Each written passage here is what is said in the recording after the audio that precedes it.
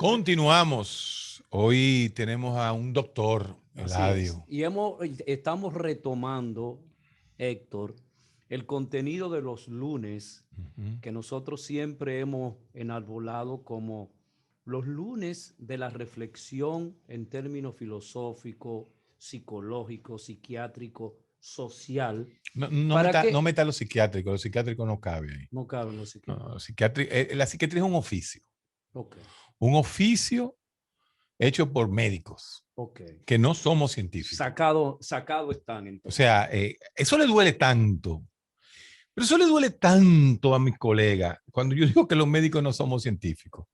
Al revés, al revés. Por ahí hay una médico que le dijo a su esposo que no se vacunara, Epa. porque lo mitológico de la bestia, no se dice, la bestia es el pastor. Y el tenedor que El se le tenedor que pega. se pone ahí lo tenía la bestia médico en ese momento. Entonces, que la medicina use en su oficio ciencia es otra cosa. Sí. Pero para ser científico, Por ejemplo, el uso de la tecnología en la exactamente. medicina, eso ha sido más que Exacto. extraordinario. Entonces, vamos a poner claro, ni tampoco los psicólogos son científicos, ni tampoco los sociólogos son científicos. O sea, usted puede ser un científico de la sociología si usted hace estudio, si usted hace experimentación, hipótesis y lo comprueba. ¿Mm? Pero hablar, va a hablar un científico de la medicina. ¿Quién le ha dicho a usted? Usted es un médico nada más.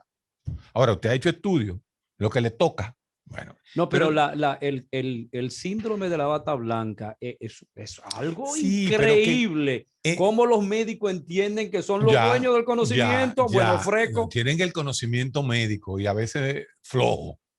Pero más que todo es que los psiquiatras queremos opinar de todo. Igual que los periodistas. ¿Eh? Y ustedes los psicólogos quieren psicologizarlo todo. Entonces nosotros tenemos que romper ese paternalismo que tenemos. El doctor, mire, a mí me llaman César, me imagino que a ti te pasa lo mismo. César es psicólogo, pero es doctor en psicología. Que me gustaría también, César, que nos dijera en qué es tu doctorado, para que la gente entienda cómo un psicólogo, una licenciatura en psicología se convierte en un doctorado en el área psicológica. Eh, pero el punto es, se me fue lo que estaba Con diciendo. relación a los médicos, psiquiatras, Entonces la los práctica de la psiquiatras a mí me medicina. escriben y me dicen, doctor, ¿qué usted opina de fulana de tal? No, pero que eso es sociología. No, pero es un crimen pasional. Vamos a hablar con un forénsico, un criminalista, vamos a hablar con un abogado criminalista, con un psicólogo forénsico. Ujú. Aquí hay Forense. psiquiatría forénsica, por suerte ya se comienza a encaminar eso. Pero realmente, César, cuéntanos un poquito de ti, de tu doctorado. No, es así como dice. De hecho, probablemente más de la mitad de las invitaciones que yo recibo para hablar en espacios de medios de comunicación, yo les refiero que es necesario que busquen a un sociólogo o a un antropólogo social, porque son temas que son más bien de esa área, ¿no? Y hay que respetar los campos, porque aunque pueda haber una opinión técnica desde una mirada, pues no es la mirada principal muchas veces. Y ciertamente, poco para decir un poco más de lo que estabas diciendo, yo siempre he dicho, y lo he dicho públicamente, que uno de los grandes problemas de la psicología es que tiene un trastorno de personalidad. Así que, no. Es muy fino ese. Es un chiste fino. Sí. Entonces, César, ¿qué tú has hecho? Este hombre me lo va a repetir siempre eso. no, porque hay un tema, bueno, es un tema yo creo que normal, porque es un tema de inmadurez, o sea, va a llegar un momento en que madure como ciencia, y creo que la neurociencia va a ser uno de los eslabones que va a contribuir con ello, ¿no? Así es. Cerrando esa brecha entre lo místico y todo aquello, para poder ir entendiendo el comportamiento desde sus orígenes mismos a nivel neurofisiológico. Que no reduciéndolo a ello, pero sí incorporando ello como parte del conocimiento. Ahora, bueno, mi doctorado es en neurociencia cognitiva. La neurociencia cognitiva intenta precisamente cerrar la brecha entre el comportamiento y el funcionamiento del cerebro, ¿no? Y entonces, bueno, se dedica un poco al estudio de cómo se vincula el comportamiento humano al funcionamiento encefálico y cómo todas las estructuras y articulaciones funcionales del cerebro de una u otra manera están detrás del comportamiento y de la conducta de cualquier ser humano, mamífero, pero sobre todo de los seres humanos.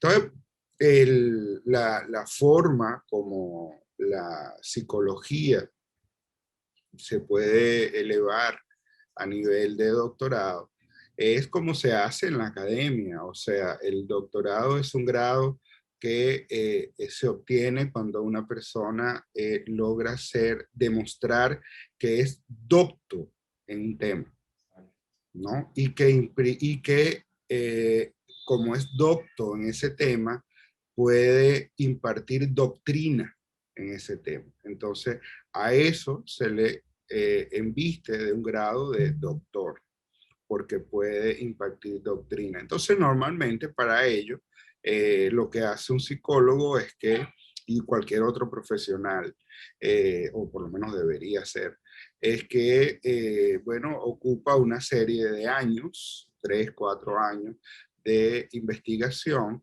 en un área específico para poner en la escena científica un grado, un gramo más, una pieza más de conocimiento que no existía y que se ha construido a partir de la investigación y que se aporta entonces al acervo científico. Y eso le amerita en una academia poder obtener el grado de doctor. Ahora, un poco volviendo a nuestro tema principal y en función de lo que estaban comentando antes de irnos, creo que hay una necesaria reflexión de cómo se han ido alineando algunos discursos con los engranajes del ejercicio del poder y cómo esto ha ido desordenando las subjetividades colectivas, sembrando angustia, criminalizando las acciones populares emergentes en distintas comunidades.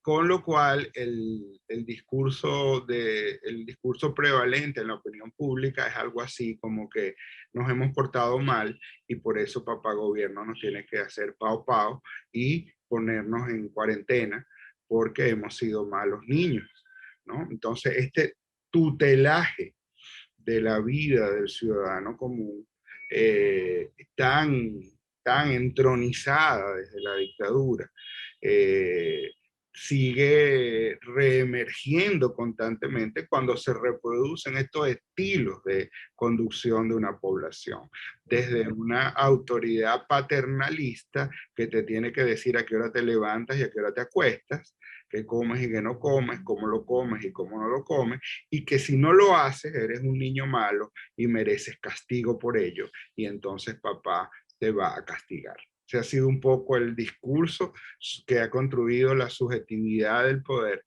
en el manejo de todo este proceso epidémico. Y eso para mí amerita una reflexión importante, no solo desde quien está ejerciendo el poder, sino desde quienes lo estamos obedeciendo. ¿Tú piensas, César? Okay. Déjame tocar ese tema.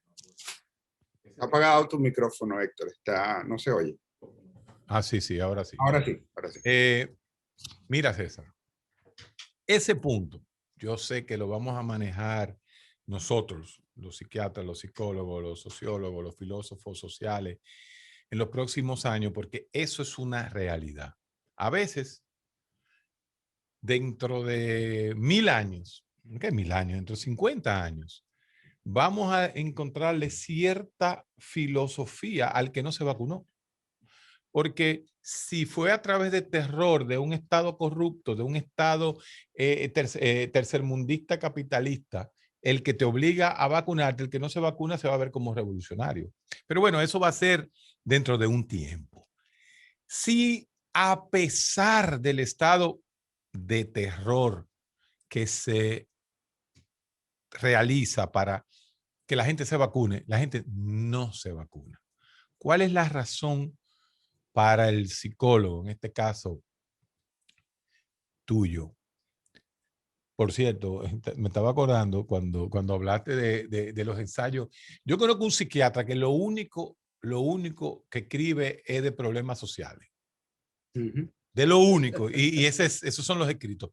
De problemas sociales, de chisme, de vaina. Y esos son los escritos que ha hecho. Cuando un psiquiatra, un psicólogo tampoco, porque para eso están los sociólogos, pero vamos a decir que un psicólogo social puede trabajar eso. Ese es otro punto, la psiquiatría social. ¿Usted ha oído cardiología social? ¿Usted ha escuchado neurología social? ¿Usted ha escuchado dermatología social? No. Entonces, ¿por qué tiene que haber psiquiatría social? No, eso es la antítesis de la rama no medicina. existe. No, pero ¿de dónde va a existir? Una vez unos ensayos que se hicieron en Italia y la antipsiquiatría haciendo de la suya. Pero eso no existe. El psiquiatra que es un médico. Y yo que no conozco, que el epidemiólogo. Bueno, el epidemiólogo mide eventos de salud que se traducen en la sociedad. Pero bueno, esas son de las cosas, César, que poco a poco se van demitificando. Los psiquiatras que nada más hablan de pendejadas sociales. Pero bueno, seguimos con el tema. ¿Cuál para ti son las 2 o 3 variables o vamos a llamar así fenómenos que produce que todavía el dominicano, muchos no se quieran vacunar? ¿Cuáles son esos fenómenos? Bueno, sin duda hay que poner no solo en el caso dominicano, sino en el contexto mundial, el efecto de las redes sociales, ¿no? Esta es la primera pandemia 2.0, ¿no? Esta es la primera pandemia que transcurre con redes sociales. Yo haciendo una búsqueda de información, hace unos meses me tropecé con algo muy interesante. Resulta que, bueno, el doctor José Gregorio Hernández fue canonizado, ¿no? Y fue llevado a nivel de santo hace un mes, 2 meses. Pero yo buscando algunas informaciones sobre el doctor José Gregorio Hernández, que fue un médico formado en Francia a principios del siglo XX y que regresó justamente a su país natal y a su ciudad natal, a Venezuela, Caracas. Murió atropellado. Murió con muy mala suerte, porque Sí. murió atropellado en Caracas cuando habían como 10 carros. 10 carros y uno de esos 10 carros atropelló al pobre Gregorio Hernández. Así. Pero a su llegada a Caracas, él fue nombrado por el gobierno de turno para estar a cargo de la epidemia de gripe española. Y entonces, una de las quejas que tenía el doctor José Gregorio Hernández en la prensa de aquel entonces es que los rumores frente al tratamiento y frente a la posibilidad de prevenir el contagio eran mayores que el impacto de la información verídica y científica que existía en el momento, y que él pedía a la gente que no se llevara de rumores y que siguiera las directrices que le daba el personal de salud sobre esto. Entonces, imaginemos esto hace más de 100 años, cómo funciona en un mundo de redes sociales donde la interconexión es violenta. Entonces, tenemos una epidemia que transcurre entre mensajes de redes sociales con cualquier cantidad de información, desde la más suspicaz hasta la más disparatosa, ¿no? Pero probablemente todas fuera del contexto científico. Entonces, ese es un elemento que yo creo que hay que poner sobre la mesa, el efecto de las redes sociales. En segundo lugar, yo pienso que temas como el pensamiento mágico religioso predominante en la cultura, más la poca responsabilidad social de los líderes religiosos que se han sumado a esta campaña de desinformación, diciendo cualquier cantidad de absurdos respecto a la temática de la vacunación. Pero además, creo que la falta de en tercer lugar, la falta de una estrategia de salud basada en líderes comunitarios que movilicen a las comunidades alrededor de este tipo de estrategias de prevención, que incluye, entre otras, el movilizar a las personas para la vacunación. De todas maneras, no es como que estamos tampoco en una... a ver, como país, no es que estamos tampoco en una situación de que la gente está huyéndole a la vacuna. En términos porcentuales hemos ido alcanzando buenos niveles de vacunación, pero siempre a medida que avanzas en cualquier proceso de cobertura en una estrategia de salud, a medida que avanzas, lo que va quedando se va haciendo más difícil de alcanzar. Siempre va a haber un grupo refractario inalcanzable, probablemente de un 5%, que es más o menos lo que pasa en casi todos estos procesos, y va a haber un grupo de un 15, un 20% difícil de alcanzar, pero lograble. Mientras que el 80% pues va a terminar vacunándose y probablemente con eso va a ser suficiente. Yo creo que nuevamente, hay un tema que tiene que ver con cómo se va construyendo subjetividades colectivas y cómo también los medios de comunicación se alinean con estos engranajes. Yo veía precisamente, voy con cierta frecuencia a la Pucamaima, donde hay un centro de vacunación, y voy porque trabajo allí. Entonces, ese mismo día que yo venía de Pucamaima, de ver el centro de vacunación lleno, completamente lleno, abarrotado de gente, veía en uno de los diarios de circulación nacional una foto de un centro de vacunación desolado, diciendo la gente no viene. Claro, pero ese era un centro de vacunación al aire libre y ese día había llovido mucho. Entonces, yo creo que hay que también empezar a darnos cuenta de que hay que ser un poco más reflexivo, ¿no? Y poner un poquito las cosas en contexto. Para mí ha sido, por ejemplo, muy, por un lado, desalentador, pero bueno, por otro lado voy entendiendo que así van funcionando las cosas cuando hay vacíos en las tomas de decisiones. ¿Cómo es que de repente, por un lado, el sector privado comienza a asumir estrategias para movilizar a las personas hacia la vacunación, ofreciendo ofertas en sus productos, si usted está vacunado, para movilizar a la gente? Y por otro lado, un cantante urbano saca una propuesta probablemente tremendamente exitosa de organizar un teteo de vacunación. Y entonces, ¿por qué? Bueno, porque con eso le roba el discurso, ¿verdad? Asume una estrategia comunitaria que funciona y inyecta allí los temas de salud. Mira, César, eso es tan así que centro de vacunación UNFU no vende. Ahora, el centro de vacunación de La Sirena, el centro de vacunación de la Goramor, el centro de vacunación de Plaza Lama, el centro de vacunación, eso sí, eso tan timbí. Fíjate, sí. Esa es la dinámica, esa es la nueva cultura, ese es el posmodernismo. Así es, y si no entendemos esos códigos,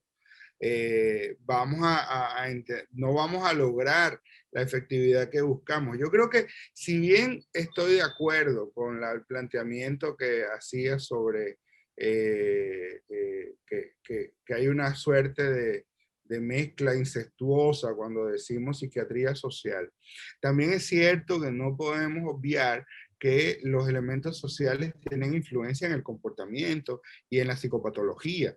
Entonces, bueno, pero esa es la misma teoría César, de que la pobreza es la productora de tuberculosis. Entonces, bueno, y no, nosotros le damos, no, pero donde yo voy en ese sentido es diciendo, cuando tú vas donde un médico infectólogo de tuberculosis y usted llega y le dice, mire doctor, yo tengo tos seca y a veces cuando toso boto sangre, me han dado fiebre de tarde, he rebajado 40 libras.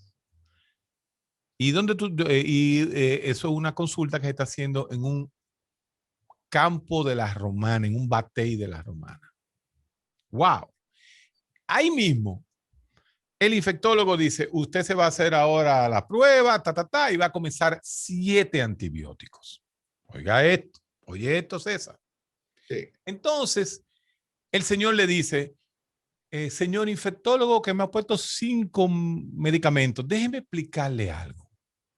Yo le voy a contar la historia de dónde yo adquirí esa enfermedad cuando vivía en un batey de Barahona. Yo viví en Barahona hace 2 años ahí y le dice el infectólogo, no, déjeme la historia. Y tómese los antibióticos. Tómese los fuñidos 5 antibióticos, hablamos después. Eso mismo, esa misma imagen, la tenemos, o sea, no la tenemos en otra especialidad médica que es la psiquiatría. Usted tiene esquizofrenia, usted está alucinando, usted está escuchando voces. Entonces, el Señor me dice, déjeme explicarle la primera vez que yo escuché voces. Yo le digo, déjeme eso para después, comienza el antipsicótico. Ese modelo médico que es el que debe primar en una subespecialidad médica, es lo que nosotros no nos hemos podido definir en nuestra profesión. Porque cada quien tiene su función en neurociencia. Cada quien tiene. El 99% de los avances de la neurociencia en los últimos 40 años no han sido por un psiquiatra. Son por físicos, son por radiólogos, son por biólogos, son por bioquímicos. Esa es la realidad real, pero no nos queremos divorciar de ese paternalismo. Pero hay una realidad que tú has planteado y siempre planteas, que supuestamente el análisis que se debe hacer ahora es el biopsicosocial. Claro. Entonces, ¿dónde queda todo esto? Pero no debe ser hecho ni por el psicólogo que debe hacer la parte psicológico-social, por el psiquiatra que debe hacer la parte biológica, y por el trabajador social que debe hacer un contexto general de la situación. Es que la neurociencia, está hablando de la salud, claro, la salud mental en cualquier país del mundo comienza con un trabajador social especializado en terapia de salud mental. Sigue la enfermera de salud mental. Después están los psicólogos y los psiquiatras. Sí, tú no puedes pretender que un psiquiatra le esté preguntando a fulano sobre cuánto es su income, su ganancia, cuánto gana. Entonces, ese es el problema. Ese paternalismo hay que romperlo. Ahora, para hacer para ti, ¿cuál debe ser el papel del psicólogo y del psiquiatra ahora con esta pandemia? Después de la pausa.